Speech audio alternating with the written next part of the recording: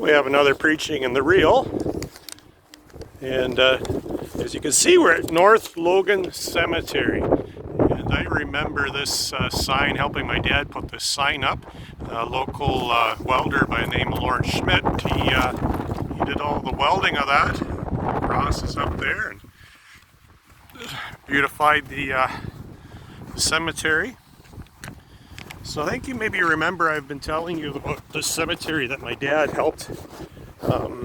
He helped lay out the graves, I guess. It wasn't really a caretaker, he was more just for laying out the burial graves. And there's the old school. And so this cemetery is also called, there's another name for this, Harvey's Cemetery.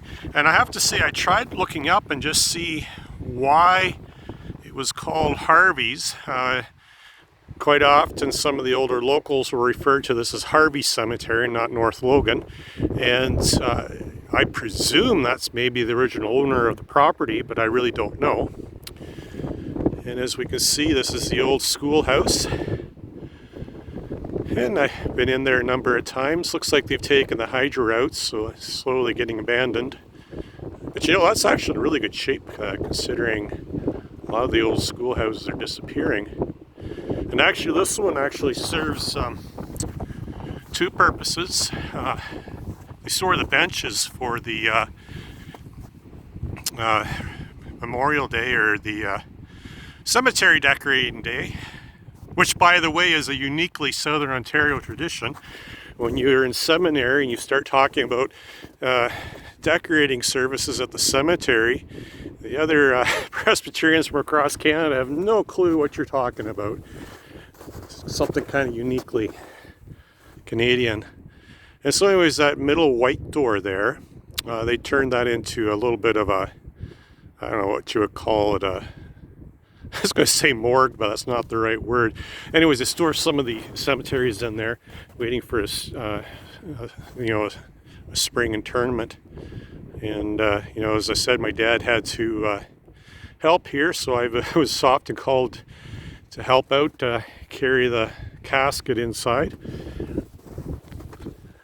Now, I have to say, some people were giving me a hard time about stomping around these cemeteries, and I really need snowshoes.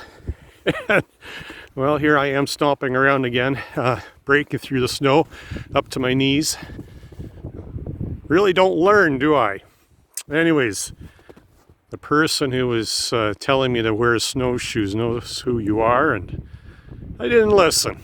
Anyways, so this is a lot smaller than Elma Center, and actually I found out something kind of neat online.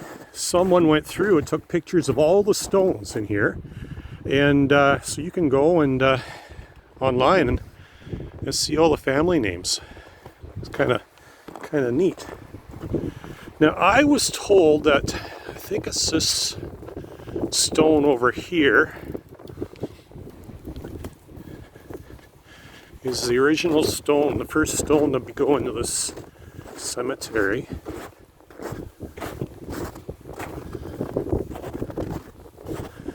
Actually, they're just going to just stop here for a second. This is Scott Francis. He, a friend of mine, and he had a brain tumor, and he fought for a number of years, and unfortunately he passed away in 2013. Boy, it doesn't seem that long ago.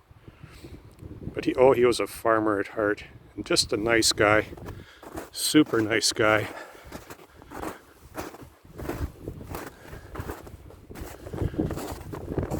So let's see.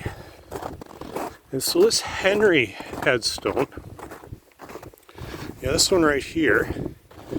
Now, the farm I lived on, the one thing you discover when you're out in the country, you never own the farm till you die.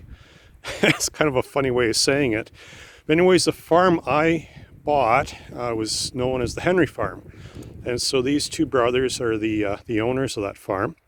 And Lawson Henry was, I understand, a World War II vet. No, World War I vet, I think. Yeah. And Anyways, he had Parkinson's disease really bad, and so he died quite early in life. And then his brother Ken, he's the one that I knew as a young kid, and I remember following him around on the farm. Just one of those memories that comes back. And I think, now don't quote me on this, but I think this is the oldest stone. And as I was doing research, I was trying to find out why they call this Harvey's Cemetery. Like, as you can see here, that there's obviously a lot of Harveys in the area. So I don't know whether that has something to do with the naming. What does this one say? Brown, in memory of John Brown, daughter of Mary Brown. Actually, it must be a different Mary Brown. Anyways, getting back to my story, when I was doing some research on this, it said there was 2 young babies that died quite early in life, and they were the original burials in here. And I did not know that.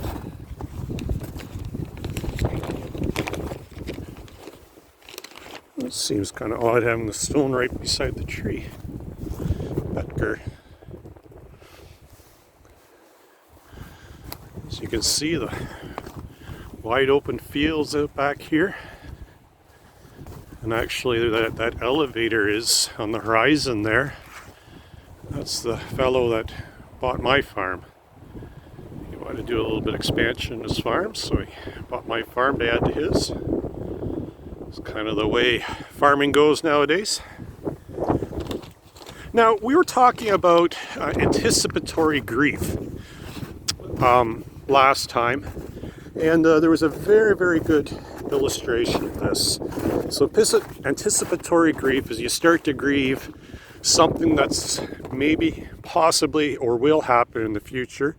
And so, maybe you're thinking you're going to lose your job, or and for most of us, it's, your loved one is in decline, and you're worried you might not have another Christmas with them. So anyways, flower there.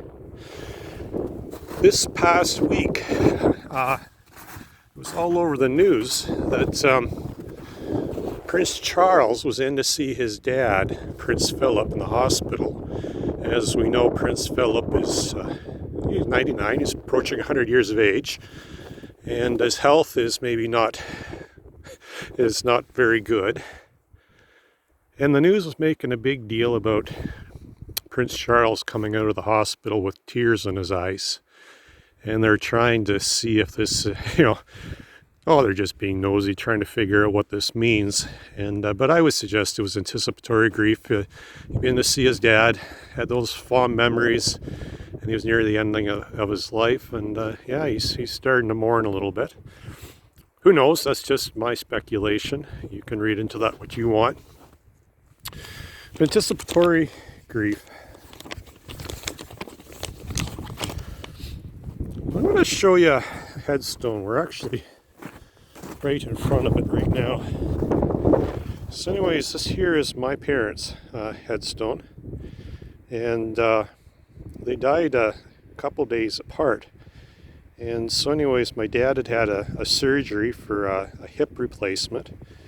And the doctor never really said, and I never asked, but I kind of gathered the surgery was too stressful on his body. So he died 2 days after my mom. Now, my mom was diagnosed with pancreatic cancer, and she died a couple days before Dad, just from that. And and so anyways, this stone, it was always kind of bothersome. A little bit of a story to share here. My parents didn't want to have any burden on their kids, so they went and they did their funeral planning, and they put up their headstone, and it was like 10 years before they passed away, maybe even longer. And so every time you come in the cemetery, there would be William Naylor and Ruby Naylor's headstone, but there wasn't any date there. And this other headstone, just wait till I get cleaned off here a little better. So this is my grandmother's headstone and grandfather. As you can see, my grandfather died in 1949, long before me.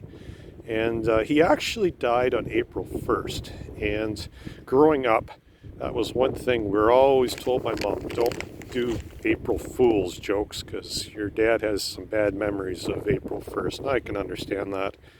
And so then my grandmother, and 1975, and I have to say this is the first funeral I remember going to. And I remember it was actually George Russell was the minister. I'm sure a lot of you know George Russell. He just retired. And, or maybe it wasn't George Russell. That was my other grandmother. Sorry, I got that one confused. Anyways, this grandmother, I do remember at the funeral, and I remember sitting beside my mom, and she said, it's all right to cry if you want to cry. You don't have to worry about that. And I distinctly remember thinking, well, Grandma's in heaven, why should I worry? Why should I cry? She's in a good place. And that was kind of my first understanding of what faith is, I guess, when I look back on it, that I had a belief back then, a very strong belief, I guess, because it didn't seem to bother me too much. Now, I must say, I did feel bad about not seeing Grandma in the hospital. Now, I understand, if I can piece the story together, that she was trying to cross the street and got hit by a car, and of course ended up in the hospital, and then, was in bad shape for a few days, and then passed away. And I always remember Dad was going to go see Grandma, and I wanted to go. And Mom says, no, you're not going. And I kind of gather things were maybe not very good. And probably Mom wanted to shelter me. And but anyways, that was one thing I always, as a kid, and I still harbor that, is I never had a chance to say goodbye to her on earth in person. Now I did say goodbye at the funeral. Anyways, it's just something that's kind of formed my opinion that it's important for kids to have that chance to say goodbye. Every situation is different. Because, anyways, something we can unpack later. But I do have fond memories of my grandmother. I remember one memory is, I couldn't have been, she died when I was 10 years old, no, 8 years old. So I was probably 5 or 6 years old, and we were canning corn. Freezing corn, sorry. So we boiled corn on the cob, and she had this big butcher knife as she cut the kernels off.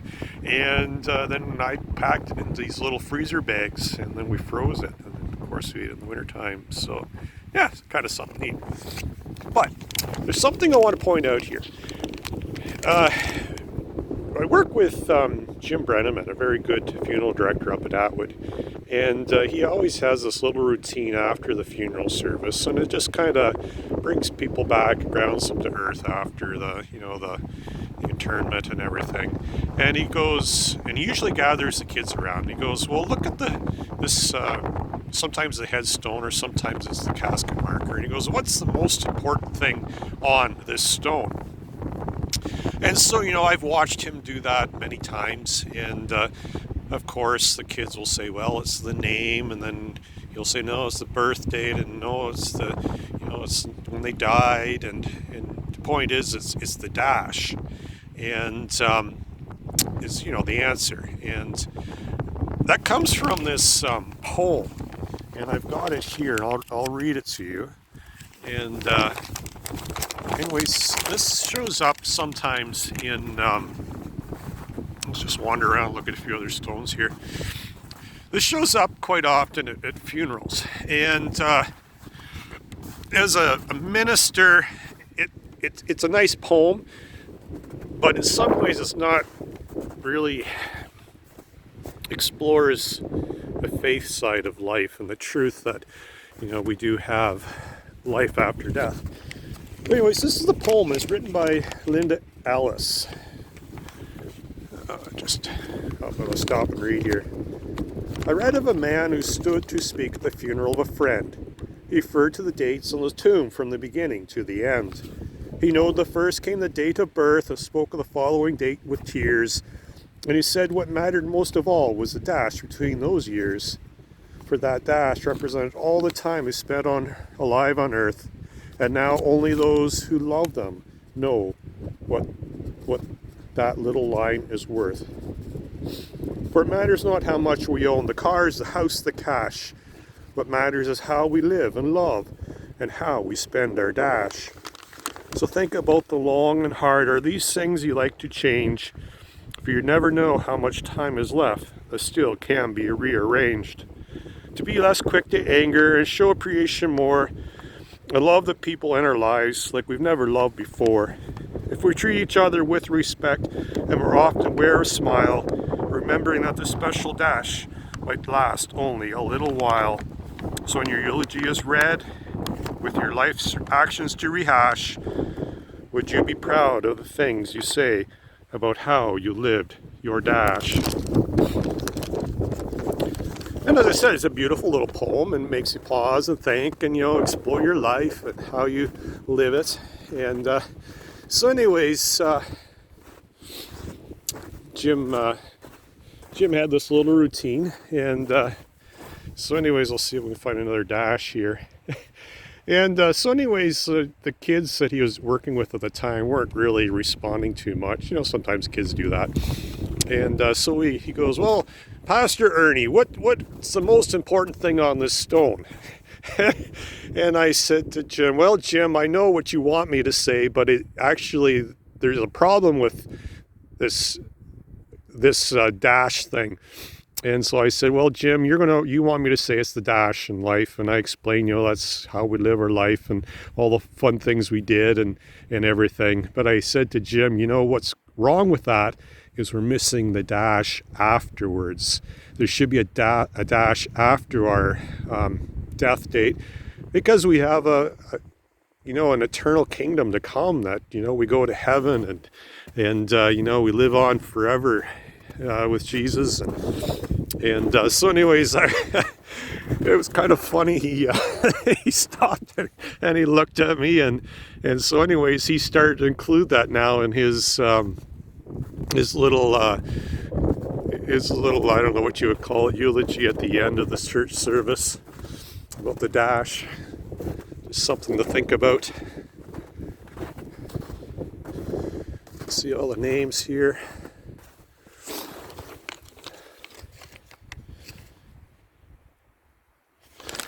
Now, I'm going to read a little scripture. It just seems that when we do a little churchish thing, we should have some scripture.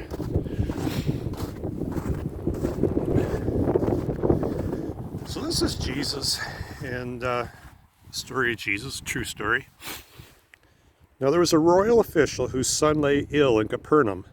When he heard that Jesus had come from Judea to Galilee, he went and begged him to come down and heal his son, for he was at the point of death. Then Jesus said to him, unless you see signs and wonders, you will not believe. And the official said to him, Sir, come down before my little boy dies.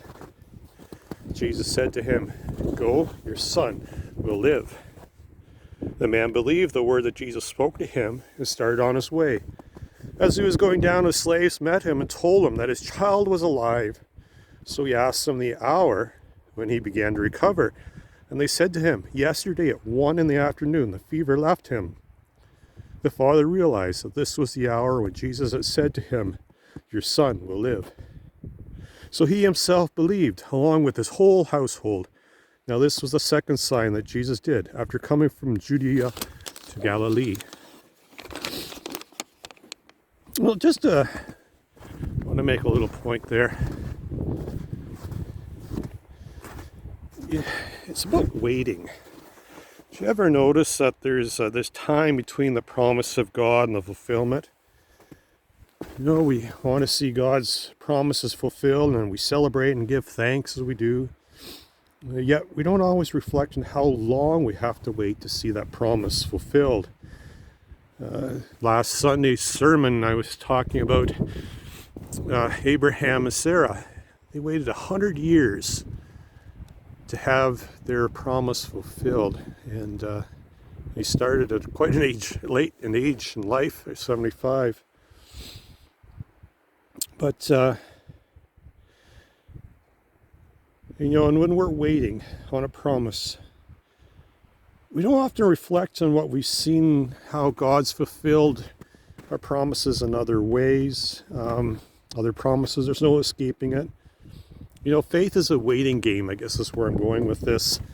The good news is that those who've gone before us, the people, they always hear the saints that go before us, the people that influenced their lives. Here is my grandmother, one of the people who influenced my faith life, faith journey.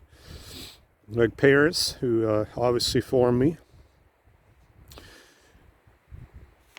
But they trusted in God, that God would fulfill His promises. It's kind of nice to stop in the cemetery and reflect on the cloud of witnesses that go before us and inspire us. Someday we will join that cloud of witnesses and continue our way, and knowing that God does keep His promises. They are fulfilled. Oh, it's just a wonderful thing. Well, I think we're approaching the end. This is probably a fairly lengthy video. I always say I should make them shorter, but I seem to get a little long-winded sometimes. Another view of the old schoolhouse from behind. Walking through the deep snow. There's Mackin's gravel pit on the horizon there. A view of the sign from behind.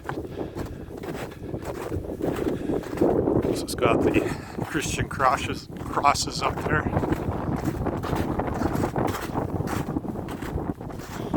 Let's take a wander here and see if there's anything else.